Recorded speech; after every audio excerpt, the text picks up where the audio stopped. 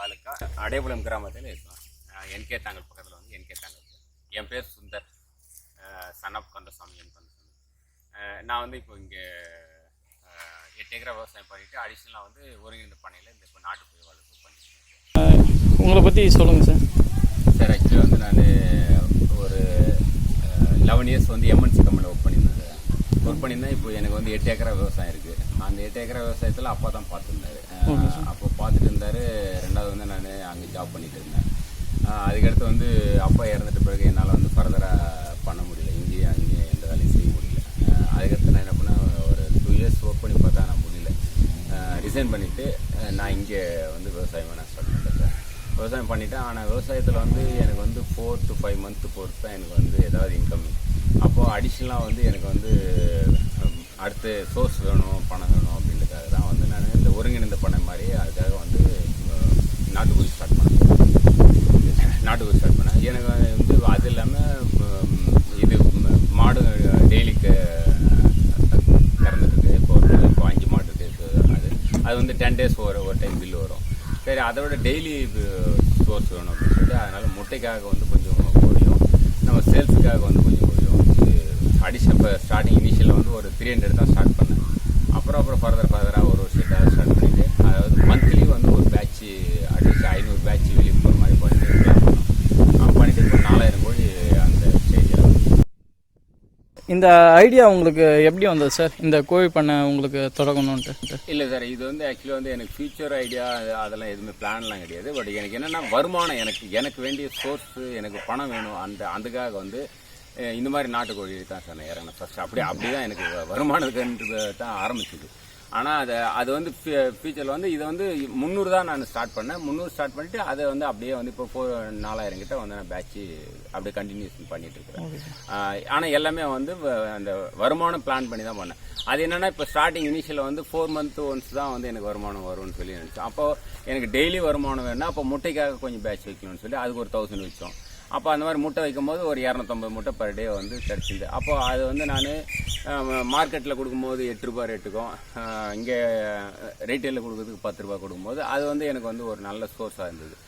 அதே வந்து இப்போ கறிக்கோழியாக விற்கும் போது அது வந்து எனக்கு வந்து வீக்லி ஒன்ஸு அந்த மாதிரி மந்த்லி ஒன்ஸாக அந்த சோர்ஸ் வந்துருக்கும். இப்போ இந்த முட்டை காசை எடுத்து நான் வந்து அதுக்கு ஃபீடு வாங்கி போட்டு அந்த வேலைலாம் பண்ணும்போது எனக்கு வந்து அந்த கோழி விற்கிற காசு வந்து எனக்கு வந்து ப்ராஃபிட்டாக இருந்தது. அதனால தான் எனக்கு வந்து இது நல்ல ப்ராஃபிட். இது கூட அடிஷ்னலாக வந்து இப்போ மாடும் வச்சுருக்கேன். மாடு வந்து ஒரு 5 மாடு இப்போ கறந்துட்டு இருக்குது. பர் டே வந்து எனக்கு வந்து 25 லிட்டரு கிடச்சிருக்கு. அது வந்து 10 நாளைக்கு ஒரு பில்லு. அதனால் 10 நாள் ஒரு டைம் சோர்ஸு, எனக்கு டெய்லி பணம் வர்றது, வீக்லி சேல்ஸ் இருக்குது, கோழி சேல்ஸ் இருக்குது. இந்த மாதிரி வந்து அடிஷனல் பண்ணுவேன். இப்போ விவசாயம் வந்து 8 ஏக்கரா நான் வந்து நெல் பயிர் வச்சுருக்கேன். மொத்தமாக 8 ஏக்கரா நெல் பயிர் வச்சுருக்கேன். அது வந்து 4 month ஒன்ஸ். இப்போ அதுக்கு விவசாயத்துக்கு செலவு பண்ணுறதுக்கு ஒரு வருமானம் வேணும். அப்போ அந்த ஒரு வருமானம் எப்படி வேணும்னா எனக்கு இதிலிருந்து தான் நான் எனக்கு வந்து ஃபர்ஸ்ட் இனிஷியலில் இப்போ கிடைச்சிட்ருக்கு. இந்த வருமானத்தை வச்சு தான் சார் என்னால் விவசாயம் பண்ண முடியுது. இப்போ இன்றைக்கி லேபர் காஸ்ட்டும் சரி எல்லாத்துக்குமே வந்து இதுதான் வந்து எனக்கு ஹெல்ப்ஃபுல்லாக இருக்குது. அதனால் வந்து இப்போ விவசாயம் வந்து என்னால் ஈஸியாக செய்ய முடியுது. அதனால தான் என்னால் வந்து இதை லீட் பண்ணி போக முடியுது. இதான் சார், இப்போது நாட்டுக்கோழி முட்டை சாப்பிட்றதுனால என்னென்ன நன்மைகள் மக்களுக்கு கிடைக்கும், அதை பற்றி கொஞ்சம் சொல்லுங்கள் சார். ஆமாம் சார், இப்போ ஃபர்ஸ்ட்லாம் வந்து நான் மார்க்கெட்டுக்கு இப்போ இந்த முட்டை எடுத்து போயிட்டு நான் சேல்ஸ் பண்ணுறதுக்காக போவேன் சார். எடுத்து போயிட்டு ஒருத்தர்கிட்ட சொல்லும் போது அவங்க யாருமே வந்து எங்கிட்ட நம்புறதில்லை சார். நம்பலை. அப்போ வந்து இது வந்து கலர் அடிச்சிருக்கோம், இது இருக்கும், இது வந்து எப்படி, அப்போது வந்து யாராவது வந்து கண்டிப்பாக தேவைன்றவங்க வந்து என்னுடைய பண்ணைக்கு வந்து பார்த்துட்டு அதிலேருந்து எந்த அளவுக்கு வந்து வெளியில் விட்டு வளர்க்குறாங்க எல்லாமே செக் பண்ணிட்டு தான் சார் அப்புறம் வந்து சேல்ஸ் எல்லாம் கொடுத்தாங்க. ஆனால் இப்போ வந்து ஒரிஜினல் நாட்டுக்கோழி முட்டை யாருக்கிட்ட இருக்குன்னா என்கிட்ட தான் இருக்குது. அந்த மாதிரி வந்து நல்லா வராங்க சார். இதில் ஒரிஜினல் நாட்டுக்கோழி முட்டை சாப்பிட்றதுனால ப்ரெக்னெண்ட்டாக இருக்கிறவங்க சாப்பிட்றாங்க. ரெண்டாவது முட்டி வலி இருக்குங்க, ஸ்ட்ரென்த் இல்லாமல் இருக்கிறதுக்கு எல்லாருமே வந்து இப்போ ஒரிஜினல் நாட்டுக்கோழி முட்டை சாப்பிட்டா எவ்வளோ ஸ்ட்ரென்த் கிடைக்கின்றத வந்து இப்போ தான் சார் எல்லாம் உணர்ற மாதிரி இப்போ வந்து எங்கிட்ட வாங்கிட்டு இருக்காங்க. இளைஞர்கள் நிறைய பேர் விவசாயத்தில் வராங்க சார். அவங்களுக்கு இந்த மாதிரி நாட்டுக்கோழி பண்ண தொடங்கணும்னு சொல்லுங்க, உங்களோட அட்வைஸ் என்ன சார்? இல்லை சார், இதில் டைரெக்டாக வந்து நாட்டுக்கோழி வந்து ஸ்டார்ட் பண்ணுறது வந்து அது வந்து கொஞ்சம் டிஃபிகல்ட் தான். ஆனால் என்னென்னா விவசாயம் அவங்களுக்கு இருக்குது, இப்போ ஒரு 5 ஏக்கரா இருக்குது, 4 ஏக்கரா இருக்குது, 3 ஏக்கரா இருக்குது, அடிஷ்னல் இந்த தொழில் செய்ய போகிறேன் அப்படின்னா கண்டிப்பாக வந்து விவசாயம் செய்யும் போது கண்டிப்பாக விவசாயத்தில் வந்து வருமானம் வந்து இப்போத்துக்கு நிலைமைக்கு கம்மி தான் சார். அப்போ அடிஷ்னலாக இந்த மாதிரி தான் சார் இதை பண்ணால் மட்டும்தான் வந்து இந்த விவசாயம் எல்லாம் செய்ய முடியும். விவசாயத்துக்கு ஒரு வருமானம் வேணும். அப்போ ஒரு வருமானம் வேணும்னா இந்த மாதிரி அடிஷ்னல் இப்போ அடுத்து நான் ஃபர்தராக வந்து இந்த 4000 பேட்ச் இது இப்போ இந்த மாதிரி இதை ரெகுலர் பண்ணிவிட்டு அது எல்லாமே இப்போ மாட்டு பண்ணி இப்போ எங்கிட்ட இருக்கிறது 5 மாடு எல்லாமே இன்னும் இன்க்ரீஸும் பண்ண போகிறேன் சார். இப்போ அது பண்ணும்போது 10 நாளைக்கு ஒரு டைம் அதில் ஒரு பில்லு நான் வந்து சோர்ஸ் வந்து நான் இப்போ எதிர்பார்த்துட்டு இருக்கேன். அந்த மாதிரி வந்து இப்போ எங்கிட்ட வந்து இப்போ குறைஞ்சது வந்து ஒரு 4 ஆணாள் வந்து நான் வேலை கொடுத்துட்ருக்கேன் சார். பர் டே கொடுத்துருக்கேன், டெய்லி கொடுக்குறேன். அந்த மாதிரி வந்து இப்போ எனக்கு ஆணாள் கொடுக்கும்போது எனக்கு அவங்களும் எனக்கு ஹெல்ப்ஃபுல்லாக இருக்குது. தப்பில்லை. இப்போ நானும் ஒரு 4 பேருக்கு வேலை கொடுத்த மாதிரி ஆச்சு. அது ஒரு நல்ல விஷயம் இது. ஆனால் இதுக்கெல்லாம் வருமானம் வந்து கண்டிப்பாக வந்து இந்த மாதிரி நாட்டுக்கோழி இப்போ எனக்கு வந்து முட்டை இருக்கிறது இந்த மாதிரி அது இருக்கிறதுனால எனக்கு பர் டே டெய்லி கிடைக்குது.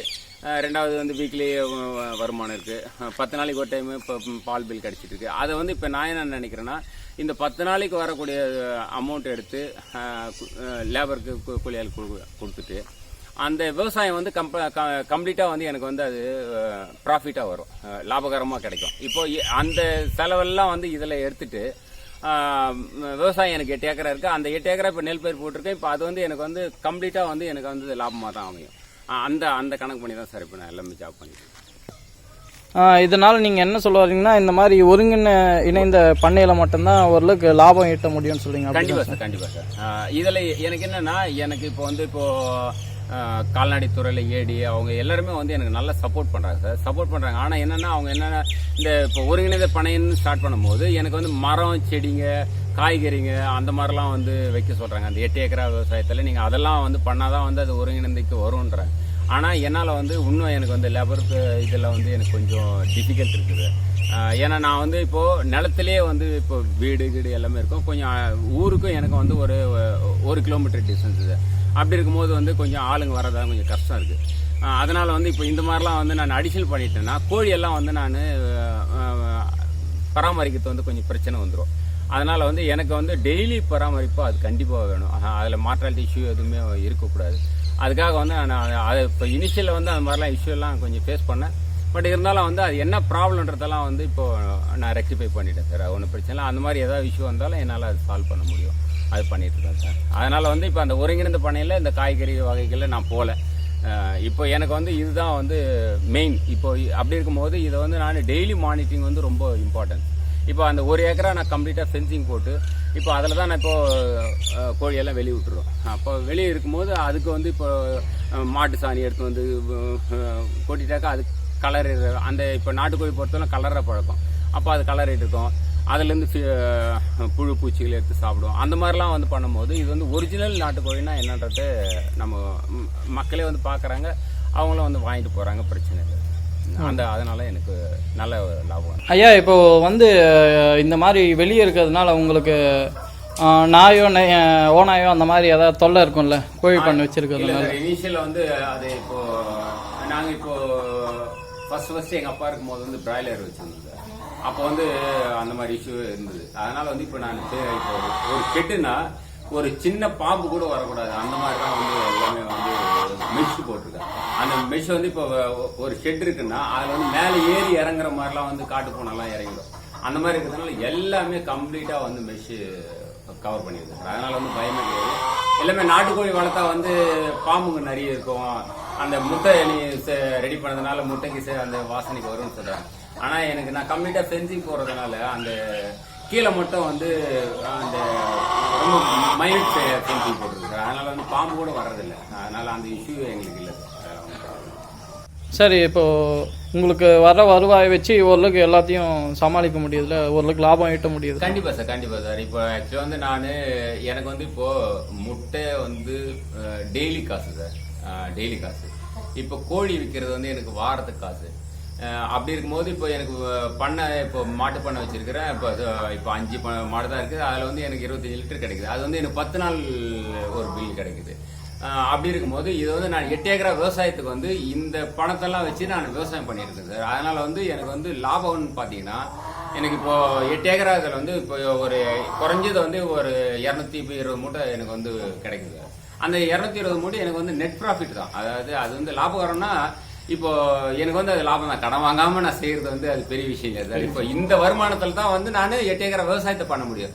அப்போ விவசாயத்திலேயே வந்து நான் செய்யணும்னா கண்டிப்பா வந்து பண்ண முடியாது சார். இப்போ விவசாயம் இந்த மாதிரி பண்ண வச்சிருக்கவங்களுக்கு கவர்மெண்ட் என்ன மாதிரி உதவி பண்ணணும்னு நினைக்கிறீங்க நீங்க? இல்லை சார், இப்போ இது ஆக்சுவலி வந்து நான் இப்போ எல்லா பேங்க்லயும் நான் அப்ரோச் பண்ணேன் சார். இப்போ அந்த கண்ட்ரி பவுல்ட்ரினாவே வந்து மேக்சிமம் யாரும் லோன் தரதில்லை சார். ஏன்னா பவுல்ட்ரினா வந்து ஒரு 2 மாதம் பண்ணுவாங்க, 3 மாதம் பண்ணுவாங்க, அதுக்கடுத்து க்ளோஸ் அவுட் பண்ணிடுவாங்கன்னு சொல்லி பவுல்ட்ரினாவே யாருமே தரமாட்டாங்க சார். எனக்கு வந்து நான் நிறைய டைம் வந்து அந்த மாதிரி லிங்க் கிடைக்குமா அப்படின்லாம் நான் ரொம்ப எதிர்பார்த்தேன் சார். பட் ஆனால் அந்த பவுல்ட்ரி இது கிடைக்கல. பவுல்ட்ரி சோர்ஸ் எல்லாம் இல்லை. அது ஒரு பெரிய ட்ராபேக். ஆனால் வந்து இப்போ இதெல்லாம் வந்து நான் என்னுடைய சொந்த இன்வெஸ்ட்மெண்ட்டில் தான் பண்ணேன். ஆனால் சொந்த இன்வெஸ்ட்மெண்ட் பார்த்தீங்கன்னா நான் வந்து இனிஷியலாக வந்து ஒரு 300 பேட்ச் தான் நான் ஸ்டார்ட் பண்ணேன். இதனுடைய வருமானத்தால் தான் இப்போ நான் 4000 பேட்ச் வரலாம் இன்க்ரீஸ் பண்ணியிருக்கேன். அப்போ எனக்கு இது வருமானம் தானே அது. அதனால் ஒன்றும் தப்பு கிடையாது. இதில் வந்து அடிஷ்னலாக வந்து எனக்கு இந்த மாதிரி சோர்ஸ் பேங்க் சோர்ஸ்லாம் கிடைச்சிதுன்னா எனக்கு வந்து ஐடி ஃபார்ம் பண்ணியிருக்கீங்களா இதெல்லாம் சொல்கிறாங்க. இதெல்லாம் நான் பண்ணல. ரெண்டாவது வந்து நான் ஒரு எம்என்சியில் எவ்வளோ சம்பாதிச்சினோம் அந்த இது வந்து என்னோட குடும்பத்தோட விவசாயத்தோட அதை சம்பாதிச்சிட்டு இருக்கிறேன். அதெல்லாம் ஒன்றும் வருமானத்துல குறையில. என்னுடைய டார்கெட் என்னன்னா 4000 கோடிக்கு போகணும்னு நினைச்சேன். அதை நான் அச்சீவ் பண்ணிட்டேன். இது அப்படியே மெயின்டைன் பண்ணணும். அதுதான் ரொம்ப இம்பார்ட்டன்ட். அது மெயின்டைன் பண்ணணும். இந்த சோர்ஸ் வந்து இப்போ மார்க்கெட்டிங்கும் வந்து எனக்கு இந்த இந்தியா மார்ட்லலாம் எனக்கு கொஞ்சம் நல்லா சப்போர்ட் பண்ணாங்க சார். அதில் எனக்கு கிடைச்ச லிங்க் எல்லாம் வந்து எனக்கு கொஞ்சம் மார்க்கெட்டிங்லாம் கொஞ்சம் யூஸ்ஃபுல்லாக இருந்தது. என்னன்னா இப்போ இது எல்லாமே நான் ஒரு ஆள் பண்றதுனால மார்க்கெட்டிங்லயும் இஷ்யூ இருக்குது. அந்த மாதிரிலாம் கொஞ்சம் டிஃபிகல்ட்டி இருந்தது. ஆனா இப்போ எல்லாமே ஓரளவுக்கு சால்வ் ஆச்சு. இப்போ என்னை தேடி வந்து வாங்கிட்டு போறாங்க. அது வந்து காட் கிஃப்ட் தான். அது பெரிய விஷயம். ஓகே சார், இவ்வளோ நேரம் உங்கள் அனுபவத்தை பகிர்ந்ததுக்கு ரொம்ப நன்றி சார். மேலும் மேலும் வளர வாழ்த்துக்கள். Thank you sir. எங்கள் பாலெல்லாம் வந்து இப்போ நான் இங்கே தான் சார் சப்ளை பண்ணிட்டு இருக்கோம். டெய்லி வந்து இப்போ டைமிங்கும் எனக்கு பிரச்சனை இல்லை, ப்ராப்ளம் இல்லை.